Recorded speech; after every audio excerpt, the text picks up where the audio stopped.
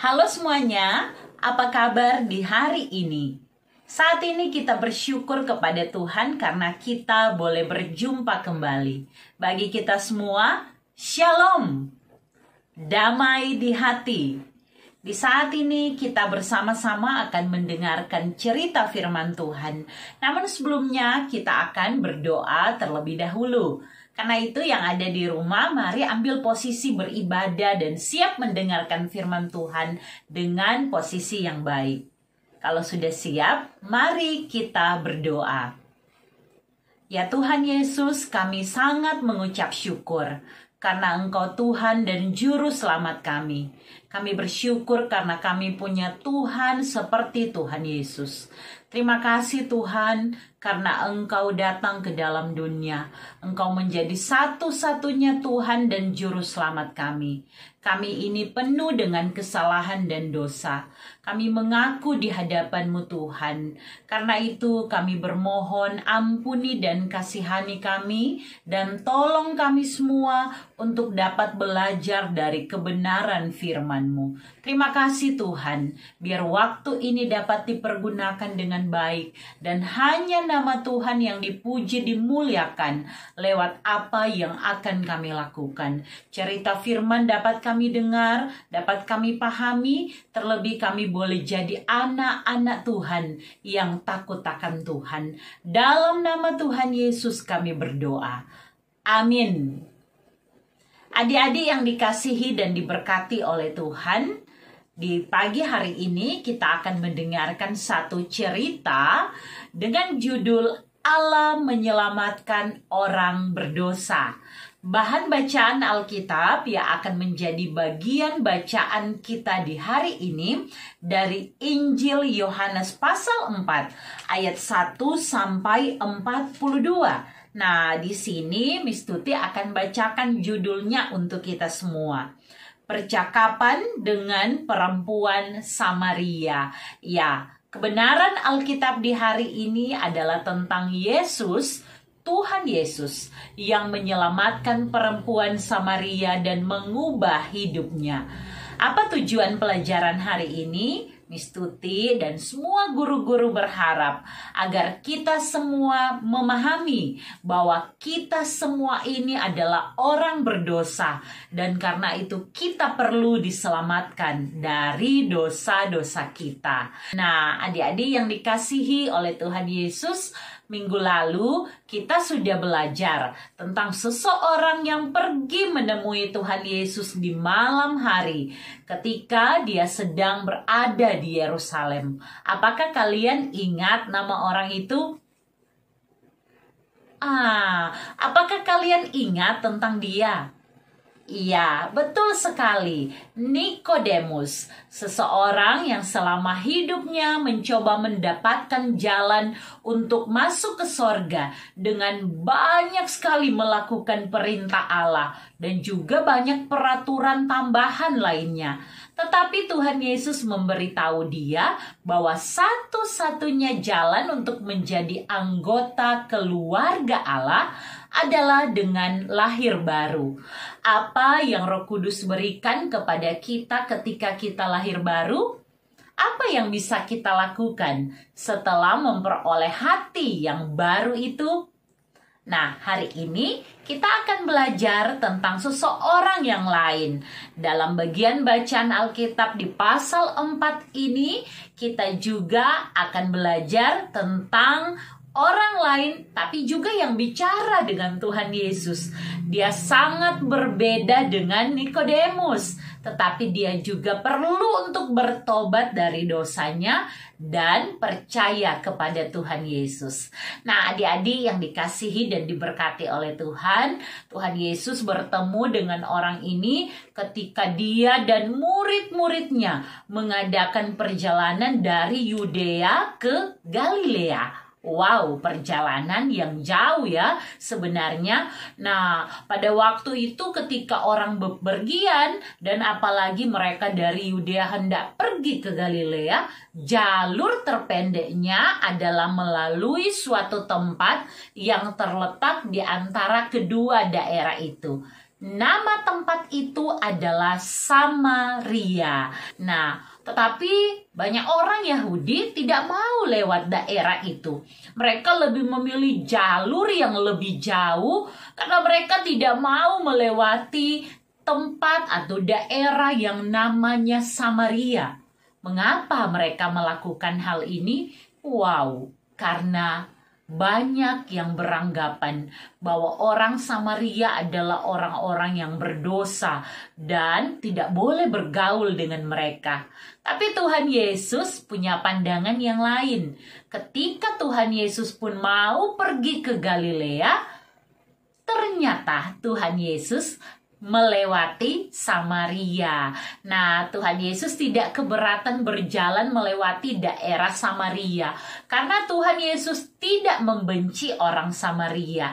Dan Tuhan Yesus dalam bagian Alkitab di tempat yang kita baca bahwa tibalah ia di tempat yang bernama Sikar, dekat tanah yang diberikan Yakub dahulu kepada anaknya Yusuf, karena dia melintasi daerah Samaria.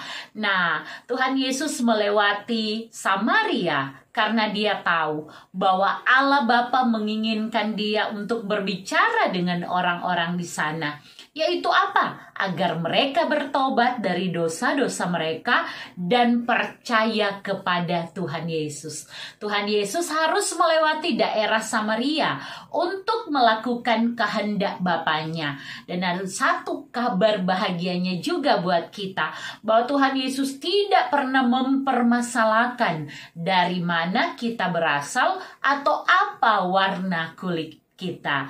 Ya, karena itu adik-adik yang dikasihi dan diberkati oleh Tuhan, kalau kita lihat ceritanya bahwa setelah Yesus berjalan dari pagi dan dia menghadapi yang namanya panas terik, dan kira-kira pada jam 12 siang Yesus pun tiba di sebuah tempat, yaitu di Sikar, ya, di ayat 5. Di sana Yesus sudah merasa lelah, lapar, haus, dan dia dan murid-muridnya butuh sekali minum. Mereka tiba di sebuah sumur. Sungguh senang sekali. Mereka bisa minum. Nah, sementara itu murid-murid berjalan ke desa terdekat. Mereka mau apa ya? Betul, mereka mau cari makanan. Dan Yesus duduk di tepi sumur tersebut. Nah, lalu datanglah seorang perempuan ke sumur tersebut. Dan dia sangat terkejut ketika Tuhan Yesus meminta air minum kepadanya. Dia berkata, "Masakan engkau seorang Yahudi minta minum kepadaku seorang Samaria?" Nah, Tuhan Yesus mengatakan bahwa kalau perempuan itu tahu siapa dia, perempuan itu pasti akan meminta air dari Tuhan Yesus. Dan Tuhan Yesus akan memberikan perempuan itu air hidup. Hal itu terdengar sangat aneh bagi perempuan itu. Sehingga si perempuan ini berkata, "Di manakah engkau mendapatkan air hidup itu? Engkau tidak punya ember seperti punyaku. Engkau tidak dapat menimba air dari sumur yang sangat dalam ini." Dan Tuhan Yesus pun berkata, "Barang siapa minum air ini, ia akan haus lagi. Tetapi barang siapa minum air yang akan kuberikan kepadanya, ia tidak akan haus untuk selama-lamanya." Lalu perempuan itu berkata, "Tuhan, berikanlah aku air itu, supaya aku tidak haus dan tidak perlu datang ke sini lagi untuk menimba air." Perempuan itu ternyata tidak mengerti maksud Tuhan Yesus. Dia mengira Tuhan Yesus menawarkan air yang istimewa yang dapat menghilangkan haus selamanya. Padahal sebenarnya Tuhan Yesus sedang berbicara tentang air rohani, yaitu hidup kekal yang hanya dapat diberikan oleh Tuhan Yesus. Sekali lagi ya, Tuhan Yesus sedang berbicara tentang air rohani, yaitu hidup kekal yang hanya dapat diberikan oleh Tuhan Yesus. Nah, untuk dapat mengerti betapa indahnya hadiah yang sedang ditawarkan Tuhan Yesus kepadanya, perempuan itu harus menyadari bahwa ia adalah orang berdosa yang memerlukan juru selamat. Lalu Tuhan Yesus berkata, "Pergilah, panggillah suamimu dan datang ke sini." Ketika perempuan itu menjawab, "Aku tidak punya suami." Tuhan Yesus berkata kepadanya, "Tepat katamu bahwa engkau tidak punya suami. Sebab engkau sudah punya 5 suami dan yang ada sekarang padamu bukanlah suamimu." Tuhan Yesus tahu segala sesuatu tentang perempuan ini. Dan yang terpenting, Tuhan Yesus tahu perempuan ini adalah orang berdosa. Dan orang berdosa semuanya memerlukan juru selamat. Nah, adik-adik yang dikasihi dan diberkati oleh Tuhan Yesus, ketika Tuhan Yesus menyebutkan dosa perempuan ini menjadi tidak tenang hatinya. Dia tahu bahwa hal itu memang adalah benar. Jadi apa yang dia lakukan? Dia melakukan hal yang sama dengan yang dilakukan orang ketika dosa mereka disebutkan, yaitu dia mulai mengalihkan pembicaraan. Dia berkata, "Tuhan, nyata sekarang padaku bahwa engkau adalah seorang nabi. Mungkin engkau dapat menjawab pertanyaan ini. Di manakah Allah harus disembah? Nenek moyang kami menyembah di atas gunung. Tetapi kalian orang Yahudi mengatakan bahwa Yerusalemlah tempat orang menyembah Allah." Yesus berkata kepadanya bahwa meskipun Allah menjanjikan juru selamat bagi orang Yahudi, namun sang juru selamat bukan hanya untuk orang Yahudi saja. Setelah ia datang, yaitu Tuhan Yesus, orang tidak perlu lagi membawa korban ke bait suci. Mereka dapat menyembah Allah dalam roh dan kebenaran.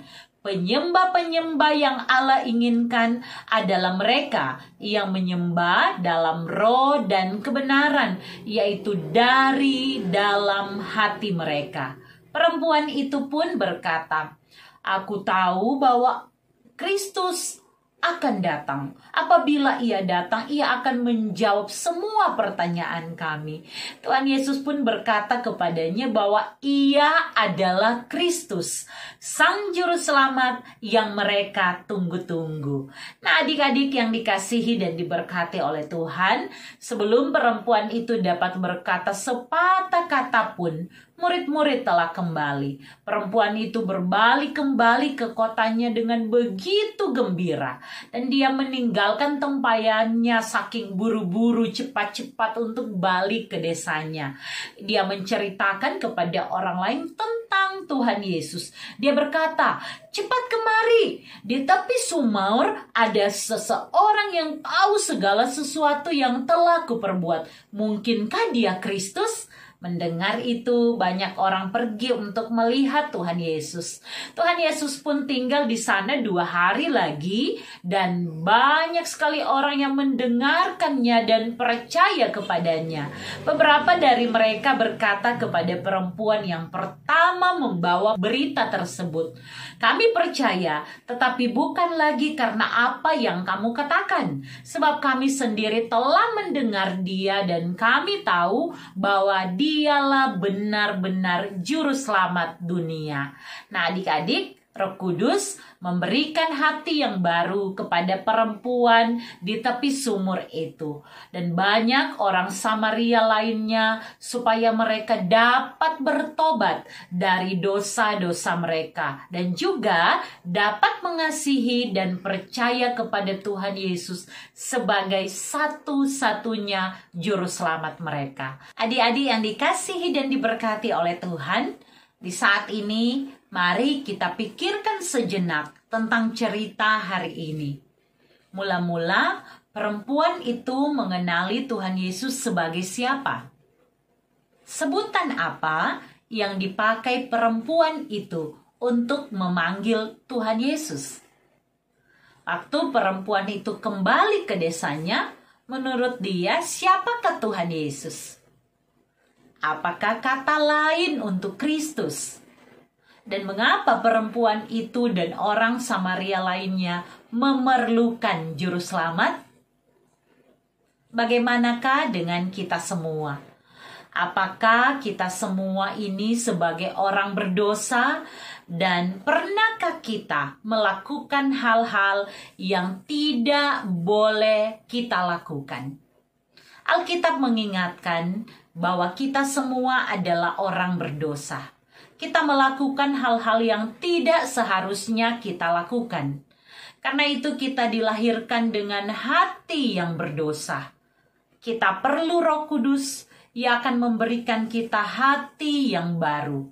Supaya apa? Supaya kita dapat bertobat dari dosa-dosa kita dan mengasihi serta dapat percaya sepenuhnya kepada Tuhan Yesus.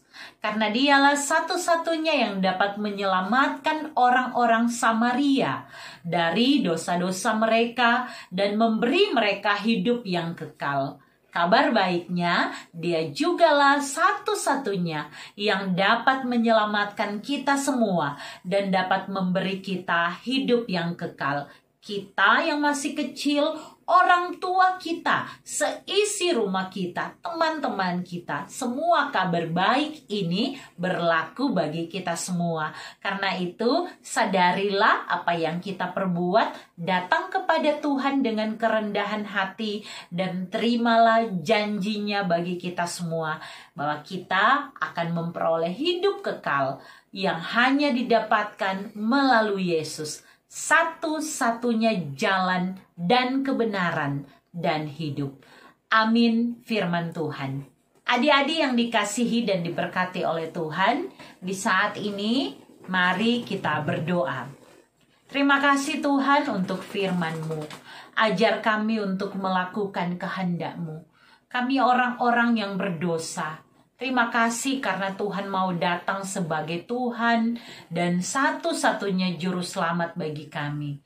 Kami terima janji Tuhan, kami mau taat kepada Tuhan, kami mau melakukan kehendak Tuhan. Tolong kami Tuhan, kami orang berdosa yang tidak layak dan tidak mampu selamat dengan usaha kami. Berikanlah kami kemampuan untuk hidup melakukan apa yang Engkau kehendaki. Terlebih dalam iman percaya yang sungguh, untuk mau berserah, berseru, taat hanya kepada Tuhan. Terima kasih Tuhan, dalam nama Tuhan Yesus kami berdoa. Amin. Demikianlah cerita Alkitab di hari ini. Tuhan Yesus memberkati.